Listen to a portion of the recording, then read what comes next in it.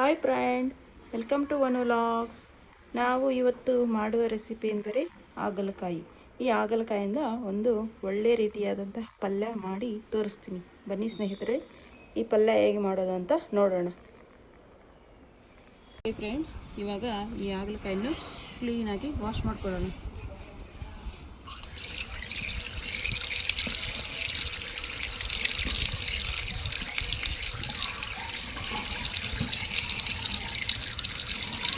ಈ ಥರ ಬಟ್ಲಕ್ಕಾಗಿ ವಾಶ್ ಮಾಡಿಕೊಂಡ್ರೆ ನೀರೆಲ್ಲ ಸೋರ್ಕೊಳ್ತಾರೆ. ಅದಕ್ಕೆ ಕಾಯಿಗಳೇ ವಾಶ್ ಮಾಡಬೇಕು, ಕಟ್ ಮಾಡಿದ್ಮೇಲೆ ವಾಶ್ ಮಾಡಬಾರ್ದು.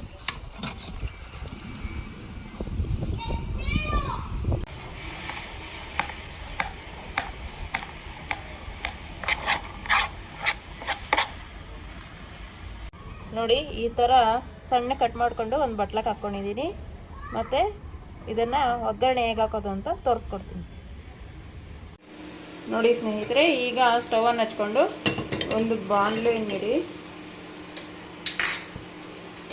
ನಂತರ ಅದಕ್ಕೆ ಸ್ವಲ್ಪ ಎಣ್ಣೆಯನ್ನು ಹಾಕಿ ಹಾಗಲಕಾಯನ್ನು ಹುರಿಬೇಕು. ಅದಕ್ಕೆ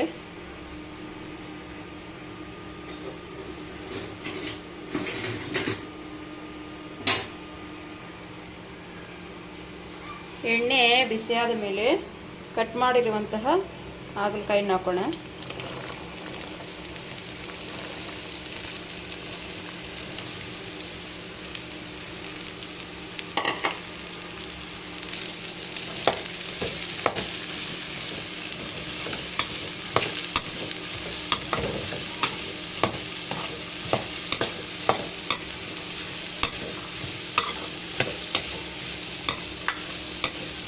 ಇವಾಗ ಯಾವುದೇ ನೀರು ಸೇರಿಸಬಾರದು. ಈಗ ಫ್ರೈ ಮಾಡ್ತಾ ಇರಬೇಕು.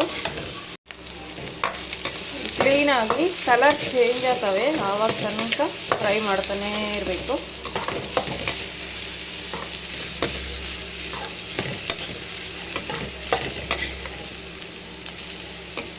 ಹಸಿ ವಾಸನೆ ಎಲ್ಲ ಹೋಗಬೇಕು.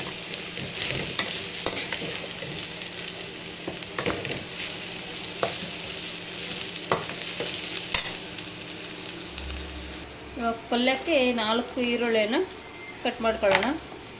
ಹಾಗಲಕಾಯಿ ಅರ್ಧ ಕೆಜಿಯಷ್ಟು ಅವೆ. ನೋಡಿ, ಈಗ ಕಲರ್ ಚೇಂಜ್ ಆಗೈತೆ. ಈ ಥರ ಅರ್ಧ ಬೇಯಿಸ್ಕೊಂಡ್ರೆ ಸಾಕು. ಮತ್ತು ಇವಾಗ ಈರುಳ್ಳಿ ಎಲ್ಲ ಹಾಕಿ ಇನ್ನೊಂದ್ಸಲಿ ಒಗ್ಗರಣೆ ಮಾಡೋಣ.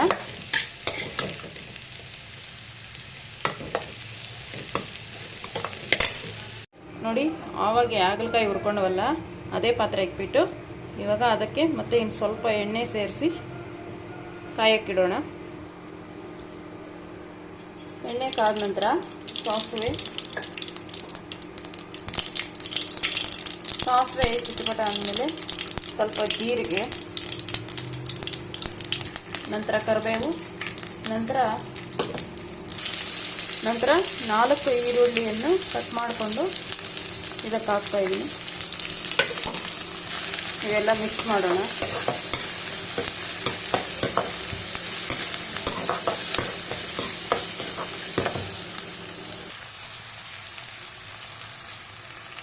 ಈಗ ರುಚಿಗೆ ತಕ್ಕಷ್ಟು ಉಪ್ಪನ್ನು ಹಾಕಿ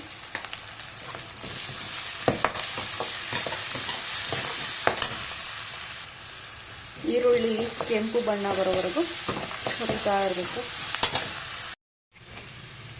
ನೋಡಿ, ಈಗ ಕಲರ್ ಚೇಂಜ್ ಆಗುತ್ತೆ. ಇವಾಗ ಹಾಗಲಕಾಯಿ ಹಾಕೋಣ.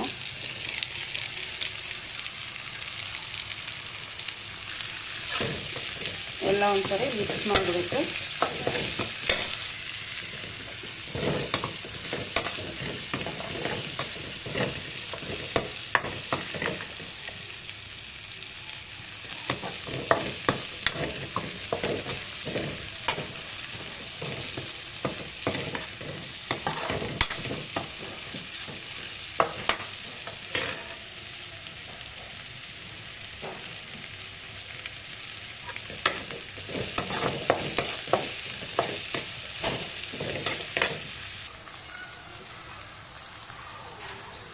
ಒಂದು ಸ್ಪೂನ್ ಧನಿಯಾ ಪುಡಿ,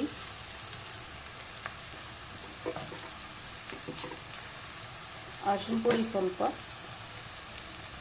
ಅರ್ಧ ಟೀ ಸ್ಪೂನ್ ಖಾರದ ಪುಡಿ ಇವೆಲ್ಲ ಹಾಕಿ ಮಿಕ್ಸ್ ಮಾಡೋಣ. ನೋಡಿ ಈಗ ಎಲ್ಲ ಮಿಕ್ಸ್ ಆಗೈತೆ. ಈಗ ಸ್ವಲ್ಪ ಅಂದರೆ ಚಿಕ್ಕ ಗ್ಲಾಸ್ ತುಂಬ ನೀರನ್ನು ಮುಟ್ಟೋಣ.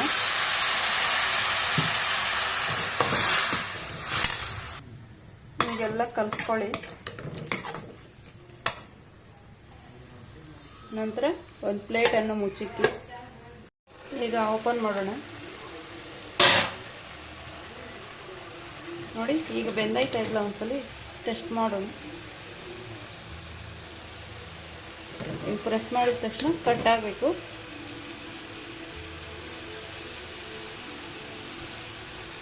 ನೋಡಿ ಬೆಂದೈತೆ.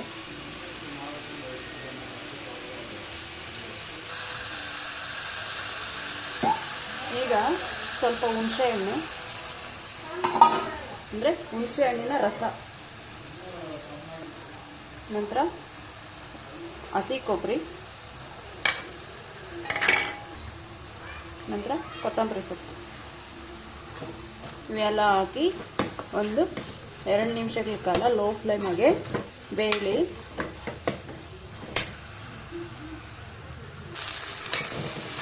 ನೋಡಿ ಈಗ ಕರೆಕ್ಟಾಗಿ ಪಲ್ಯ ರೆಡಿ ಆಗೈತೆ.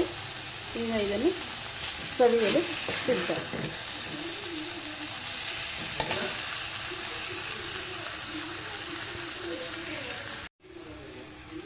ಈಗ ಪಲ್ಯ ರೆಡಿಯಾಗಿದೆ. ಸ್ಟವನ್ನು ಆಫ್ ಮಾಡಿ ಸರ್ವಿಂಗ್ ಬೌಲ್ಗೆ ಹಾಕ್ಕೊಳ್ಳಿ.